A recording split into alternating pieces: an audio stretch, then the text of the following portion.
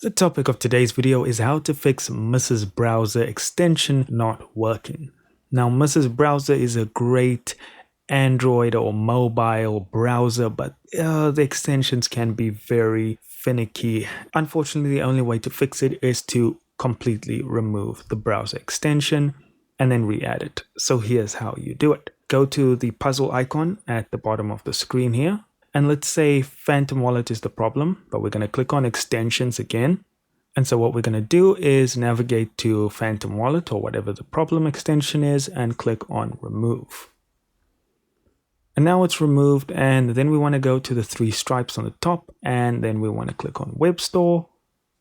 And if we want to click on the search bar here till your keyboard pops up, click on it again and type in Phantom Wallet and press enter. And then click on Phantom Wallet, move all the way to the right hand side of the screen, and you should see add to Chrome, I think it is. Yeah, you should see add to Chrome, and click OK on the pop-up.